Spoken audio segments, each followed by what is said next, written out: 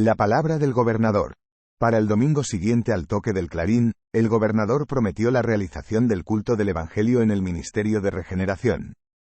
El objetivo esencial de la medida, esclareció Narcisa, sería la preparación de nuevas escuelas de asistencia en auxilio y de núcleos de adiestramiento en regeneración. Necesitamos organizar, decía ella, determinados elementos para el servicio hospitalario urgente, aunque el conflicto se haya manifestado tan lejos, así como ejercicios adecuados contra el miedo. ¿Contra el miedo?, pregunté admirado. ¿Cómo no?, objetó la enfermera, atenta. Tal vez le extrañe, como le sucede a mucha gente, el elevado porcentaje de existencias humanas estranguladas simplemente por vibraciones destructivas de terror, que es tan contagioso como cualquier molestia de peligrosa propagación. Clasificamos el miedo como uno de los peores enemigos de la criatura, porque se aloja en la ciudadela del alma, atacando las fuerzas más profundas. Observando mi extrañeza, continuó: no tenga duda alguna. La gobernación, en las actuales emergencias, coloca el tratamiento contra el miedo muy por encima de las propias lecciones de enfermería. La calma es la garantía del éxito. Más tarde llegará usted a comprender los significados de este servicio. No encontré argumentos para contestar. En la víspera del gran acontecimiento tuve la honra de integrar el cuadro de numerosos cooperadores en el trabajo de limpieza y ornamentación natural del gran salón consagrado al jefe mayor de la colonia. Experimentaba entonces justa ansiedad. Iba a ver, por vez primera, a mi lado, al noble conductor que merecía la veneración general. No me sentía solo en semejante expectativa, pues había innumerables compañeros en las mismas condiciones. Tuve la impresión de que toda la vida social de nuestro ministerio convergía al gran salón natural, desde el amanecer del domingo, cuando verdaderas caravanas de todos los departamentos regeneradores llegaban a dicho local. El gran coro del templo de la gobernación, uniéndose a los niños cantores de las escuelas de esclarecimiento, inició la festividad con el maravilloso himno titulado «Siempre contigo, Señor Jesús», cantado por 2000 voces al mismo tiempo. Otras melodías de singular belleza llenaron la amplitud del gran salón. El dulce murmullo del viento, conduciendo ondas de perfume, parecía responder a las suaves armonías. Había permiso general de ingreso al enorme recinto verde, para todos los servidores de regeneración, porque de acuerdo con el programa establecido, el culto del Evangelio estaba dedicado especialmente a ellos, compareciendo los demás ministerios, por numerosas delegaciones. Por primera vez tuve frente a mi vista a algunos cooperadores de los ministerios de elevación y de unión divina, que me parecieron vestidos de brillantes claridades. La festividad excedía a todo lo que yo pudiese soñar en belleza y deslumbramiento. Instrumentos musicales de sublime poder vibratorio arrulaban con sus melodías el perfumado ambiente. A las 10 horas llegó el gobernador acompañado por los 12 ministros de regeneración. Nunca olvidaré la figura noble e imponente de aquel anciano de cabellos de nieve, que parecía estampar en la fisonomía, al mismo tiempo, la sabiduría del longevo y la energía del joven, la ternura del santo y la serenidad del administrador consciente y justo. Alto, delgado, vistiendo una túnica muy blanca, ojos penetrantes y maravillosamente lúcidos, se apoyaba en un bordón, aunque caminaba con aplomo juvenil. Satisfaciendo mi curiosidad, Salustio me informó: el gobernador siempre estimó las actitudes patriarcales, considerando que se debe administrar con amor paterno. Al sentarse en la tribuna suprema, se elevaron las voces infantiles seguidas de arpas acariciadoras, entonando el himno: «Para ti, Señor, nuestras vidas».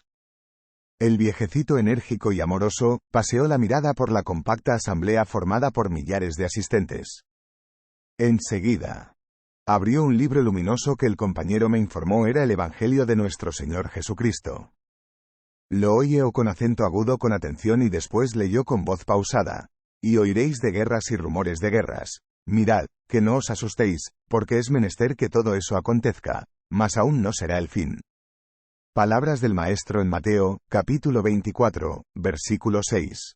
Con voz considerablemente aumentada por las vibraciones eléctricas, el jefe de la ciudad oró conmovido, invocando las bendiciones del Cristo y saludando a los representantes de unión divina, de elevación, de esclarecimiento, de comunicaciones y de auxilio, dirigiéndose con especial atención a todos los colaboradores en los trabajos de nuestro ministerio.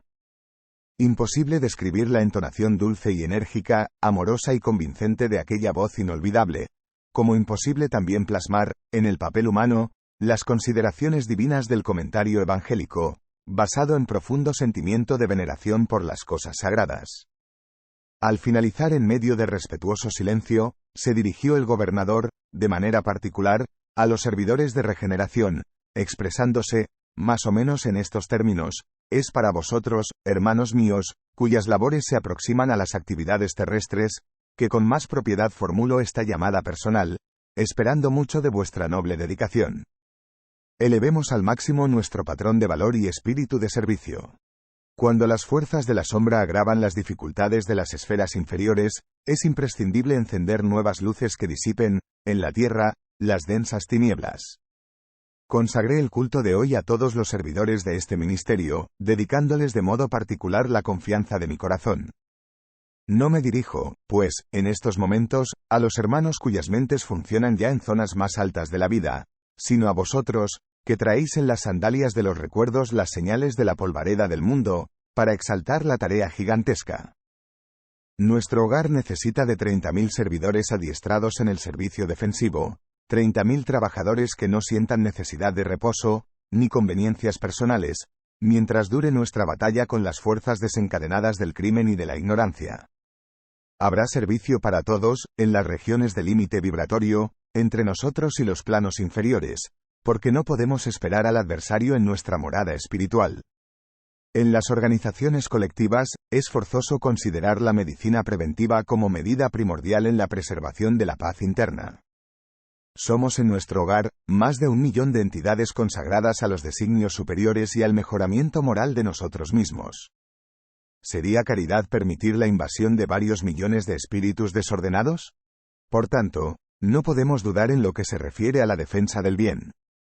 Sé que muchos de vosotros recordáis en este instante al gran crucificado. Sí, Jesús se entregó a la turba de amotinados y criminales, por amor a la redención de todos nosotros, mas no entregó el mundo al desorden y al aniquilamiento. Todos debemos estar dispuestos para el sacrificio individual, pero no podemos entregar nuestra morada a los malhechores. Es lógico que nuestra tarea esencial sea de confraternidad y de paz, de amor y alivio a los que sufren. Claro que interpretamos todo mal como desperdicio de energía, y todo crimen como enfermedad del alma. Entretanto, nuestro hogar es un patrimonio divino, que necesitamos defender con todas las energías del corazón. Quien no sabe preservar no es digno de usufructuar. Preparemos, pues, legiones de trabajadores que operen esclareciendo y consolando, en la tierra, en el umbral y en las tinieblas, en misiones de amor fraternal. Más precisamos organizar, en este ministerio, antes de todo, una legión especial de defensa, que nos garantice las realizaciones espirituales, en nuestras fronteras vibratorias. Continuó discurriendo así por largo tiempo, tomando medidas de carácter fundamental, tejiendo consideraciones que jamás conseguiría describir aquí. Ultimando los comentarios, repitió la lectura del versículo de Mateo, invocando de nuevo las bendiciones de Jesús y las energías de los oyentes, para que ninguno de nosotros recibiese dádivas en vano. Conmovido y deslumbrado, oía a los niños entonar el himno que la ministra veneranda titulara «La Gran Jerusalén». El gobernador descendió de la tribuna bajo vibraciones de intensa esperanza. Entonces comenzaron a soplar brisas acariciadoras sobre los árboles, trayendo desde lejos pétalos de rosas diferentes, en maravilloso azul, que se deshacían suavemente al tocar nuestras frentes, llenándonos el corazón de intenso júbilo. En conversación. El Ministerio de Regeneración continuó lleno de expresiones festivas, aún después de haberse retirado el gobernador a su círculo íntimo. Comentábanse los acontecimientos. Centenares de compañeros se ofrecían para los arduos trabajos de la defensa, correspondiendo así a la llamada del gran jefe espiritual. Busqué a Tobías para consultarlo sobre la posibilidad de mi aprovechamiento, pero el generoso hermano sonrió a causa de mi ingenuidad y dijo: «André, usted está comenzando ahora una tarea nueva. No se precipite solicitando aumento de responsabilidades. El gobernador nos dijo que habrá servicio para todos. No se olvide que nuestras cámaras de rectificación constituyen núcleos de servicio activo día y noche. No se aflija. Recuerde que 30.000 servidores van a ser convocados para la vigilancia permanente. De este modo en la retaguardia serán muy grandes los claros que habrá de llenarse. Comprendiendo mi desilusión, el bondadoso compañero, con mejor humor agregó después de una ligera pausa: conténtese con pertenecer a la escuela contra el miedo. Tenga la seguridad de que eso le hará enorme bien. En ese ínterin recibí un gran abrazo de Lisias, que integraba, en la fiesta, la diputación del Ministerio de Auxilio. Con el permiso de Tobías me retiré en compañía de Lisias para disfrutar de una conversación más íntima. ¿Conoce usted?, indagó él al ministro Benevenuto, aquí en Regeneración, el mismo que llegó antenoche de Polonia? No tengo ese placer. Vamos a su encuentro, replicó Lisias, envolviéndome en vibraciones de intenso cariño fraterno. Hace mucho que tengo la honra de tenerlo en el círculo de mis relaciones personales. Pasados algunos momentos estábamos en el gran recinto verde, consagrado a los trabajos de ese ministro de Regeneración, que yo apenas conocía de vista. Numerosos grupos de visitantes intercambiaban ideas bajo la copa de grandes árboles. Lisias me condujo al núcleo mayor, donde Benevenuto cambiaba impresiones con varios amigos, presentándome con generosas palabras. El ministro me acogió, cortés, admitiéndome en la rueda con extrema bondad. La conversación continuó por rumbos naturales, notando que se discutía sobre la situación existente en la esfera terrestre. Es muy doloroso el cuadro que vimos, comentaba Benevenuto en tono grave. Habituados al servicio de paz en América, ninguno de nosotros imaginaba lo que podía ser el trabajo de socorro espiritual en los campos de Polonia. Todo obscuro, todo difícil. Allí, no se pueden esperar claridades y fe en los agresores, tampoco en la mayoría de las víctimas, que se entregan totalmente a pavorosas impresiones. Los encarnados no nos ayudan, apenas consumen nuestras fuerzas. Desde el comienzo de mi ministerio, nunca vi sufrimientos colectivos tan grandes. ¿Y la comisión se demoró mucho por allá?, preguntó uno de los compañeros con interés. Todo el tiempo disponible, acotó el ministro. El jefe de la expedición, nuestro colega de auxilio, juzgó conveniente que permaneciéramos exclusivamente atenidos a la tarea encomendada, para adquirir informaciones y aprovechar mejor la experiencia. En efecto, las condiciones no podrían ser mejores. Creo que nuestra posición está muy distante de la extraordinaria capacidad de resistencia de los abnegados servidores espirituales que se encuentran allí de servicio. Todas las tareas de asistencia inmediata funcionan perfectamente, a despecho del aire asfixiante, saturado de vibraciones destructoras. El campo de batalla, invisible a nuestros hermanos terrestres, es un verdadero infierno de indescriptibles proporciones. Nunca como en la guerra evidencia el espíritu humano la condición de alma caída, presentando características esencialmente diabólicas. Vi a hombres inteligentes e instruidos localizar con minuciosa atención determinados sectores de actividad pacífica para lograr lo que llaman impactos directos. Bombas de alto poder explosivo destruyen edificios pacientemente edificados. A los fluidos venenosos de la metralla se unen las emanaciones pestilentes del odio que hacen casi imposible cualquier trabajo. Pero, lo que más nos contristó fue la triste condición de los militares agresores, cuando alguno de ellos abandonaba la vestidura carnal compelido por las circunstancias. Dominados en su mayoría por fuerzas tenebrosas, huían de los espíritus misioneros llamándolos a todos fantasmas de la cruz. ¿Y no eran recogidos para el justo esclarecimiento?, inquirió alguien interrumpiendo al narrador. Benevenuto esbozó un gesto significativo y respondió: ¿será siempre posible atender a los locos pacíficos, en el hogar? Pero ¿qué remedio podrá reservarse a locos furiosos como no sea el hospicio? Para tales criaturas, no había otro recurso que dejarlas en precipicios de tinieblas donde serán compelidos a reajustarse moralmente, dando oportunidad a dignos pensamientos. Por tanto, es razonable que las misiones de auxilio recojan apenas a los predispuestos a recibir el socorro elevado. Los espectáculos entrevistos fueron extremadamente dolorosos por muchas razones. Valiéndose de un ligero intervalo, otro compañero opinó: es casi increíble que Europa, con tantos patrimonios culturales, se haya lanzado a semejante calamidad. Falta de preparación religiosa, mis amigos, definió el ministro con expresiva inflexión de voz. No basta al hombre la inteligencia esmerada, le es necesario iluminar raciocinios para la vida eterna. Las iglesias son siempre santas en sus fundamentos y el sacerdocio será siempre divino, cuando cuida esencialmente de la verdad de Dios. Pero el sacerdocio político jamás atenderá la sed espiritual de la civilización. Sin el soplo divino, las personalidades religiosas podrán inspirar respeto y admiración, pero no la fe y la confianza. ¿Pero y el espiritismo?, preguntó abruptamente uno de los circunstantes. ¿No surgieron sus primeras floraciones doctrinarias en América y Europa hace más de 50 años? ¿No continúa ese movimiento nuevo al servicio de las verdades eternas? Benvenuto sonrió, esbozó un gesto extremadamente significativo y aclaró: el espiritismo es nuestra gran esperanza y por todos sus títulos, es el consolador de la humanidad encarnada. Pero nuestra marcha es todavía muy lenta. Se trata de una dádiva sublime para la cual la mayoría de los hombres aún no posee ojos para ver. Un porcentaje aplastante de los nuevos aprendices se aproxima a esa fuente divina para copiar antiguos vicios religiosos. Quieren recibir provechos pero no se disponen a dar cosa alguna de sí mismos. Invocan la verdad, pero no se encaminan al encuentro de ella. Mientras muchos estudiosos reducen a los médiums a conejillos de indias, numerosos creyentes proceden a la manera de ciertos enfermos que, aunque curados, creen más en la enfermedad que en la salud, y nunca utilizan sus propios pies. En fin, se procura la materialización de los espíritus para obtener un fenomenismo pasajero, mientras que nosotros vivimos en busca de hombres espiritualizados para el trabajo serio. Estas palabras arrancaron expresiones de aceptación general, agregando el ministro gravemente: nuestros servicios son astronómicos. Pero, no olvidemos que todo hombre es semilla de la divinidad.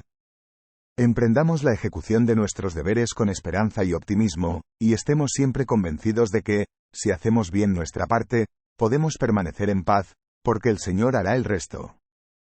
Las tinieblas. Enriqueciendo las alegrías de la reunión, Lisias me dio a conocer nuevos valores de su cultura y sensibilidad. Tocando con maestría las cuerdas de la cítara, nos hizo recordar viejas canciones y melodías de la tierra.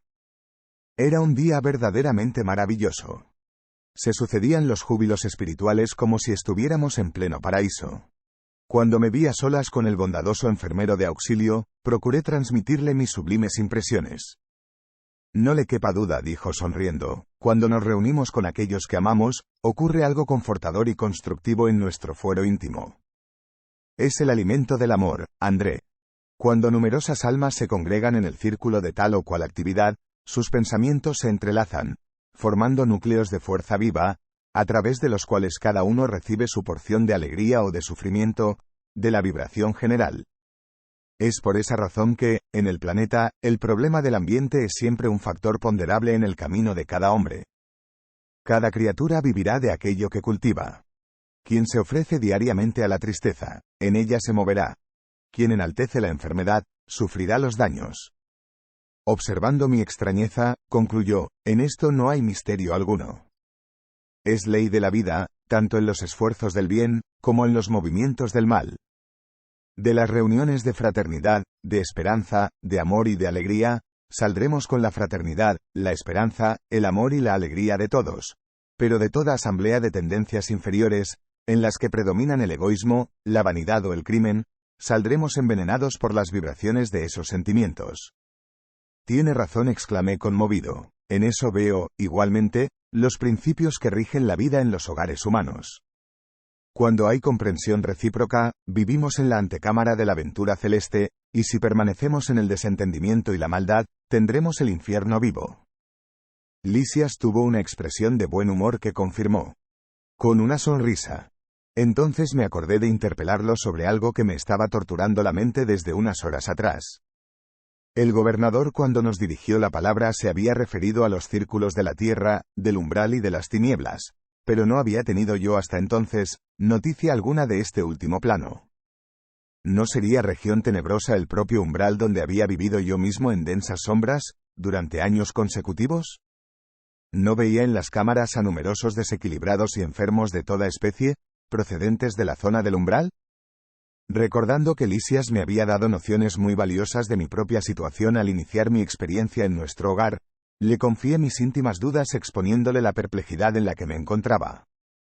Él esbozó una fisonomía bastante significativa, y habló: llamamos tinieblas a las regiones más inferiores que conocemos. Considere a las criaturas humanas como viajeras de la vida. Algunos, muy pocos, siguen con resolución el objetivo esencial de la jornada. Son los espíritus muy nobles, que descubrieron la esencia divina en sí mismos, marchando hacia el blanco sublime, sin vacilaciones. Pero, la mayoría se estaciona. Tenemos entonces multitud de almas que se demoran siglos y siglos, recapitulando experiencias. Los primeros siguen líneas rectas. Los segundos caminan describiendo grandes curvas. En ese movimiento, repitiendo marchas y rehaciendo viejos esfuerzos, quedan a merced de innumerables vicisitudes. Así es como muchos acostumbran a perderse en plena floresta de la vida, perturbados en el laberinto que trazan para sus propios pies. Se clasifican así a millones de seres que deambulan por el umbral. Otros, prefiriendo caminar a obscuras, por la preocupación egoísta que los absorbe, suelen caer en precipicios estacionándose en el fondo del abismo por tiempo indeterminado. ¿Comprendió? Las explicaciones no podían ser más claras. Sensibilizado por la extensión del asunto y su complejidad, ponderé, de todas maneras, ¿qué me dice de esas caídas? ¿Se verifican solamente en la Tierra? ¿Solamente los encarnados son susceptibles de esa precipitación en el despeñadero? Lisias pensó un minuto y respondió, su observación es oportuna. En cualquier lugar el espíritu puede precipitarse en los abismos del mal, pero hay que destacar que en las esferas superiores las defensas son más fuertes, por lo que, consecuentemente, es mayor la intensidad de culpa en la falta cometida. Entretanto objeté, la caída siempre me pareció imposible en las regiones extrañas al cuerpo terrenal. El ambiente divino, el conocimiento de la verdad, el auxilio superior, se me figuraban antídotos infalibles al veneno de la vanidad y de la tentación. El compañero sonrió y esclareció, el problema de la tentación es más complejo. Los paisajes del planeta terrestre están llenos de ambiente divino, del conocimiento de la verdad y del auxilio superior. No son pocos los que comparten allí batallas destructoras entre árboles acogedores y campos primaverales. Muchos cometen homicidios a la luz de la luna, insensibles a la profunda sugestión de las estrellas. Otros explotan a los más débiles, desoyendo revelaciones de la verdad superior. En la Tierra, no faltan paisajes y expresiones esencialmente divinos. Las palabras del enfermero penetraban profundamente en mi espíritu. En verdad los guerreros prefieren la destrucción en la primavera o el estío, cuando la naturaleza extiende por la tierra y el firmamento maravillas de color, perfume y luz. Los robos y los homicidios son practicados preferentemente por la noche, cuando la luna y las estrellas hinchen el planeta de divina poesía. La mayor parte de los verdugos de la humanidad se constituye de hombres eminentemente cultos, que desprecian la inspiración divina. Renovando mi concepción referente a la caída espiritual, agregué, de todas maneras, Lisias, ¿podrá darme usted una idea de la localización de esa zona de tinieblas? Si el umbral está vinculado a la mente humana, ¿dónde quedará semejante lugar de sufrimiento y pavor? Hay esferas de la vida en todas partes, dijo el solícito. El vacío siempre ha de ser una mera imagen literaria.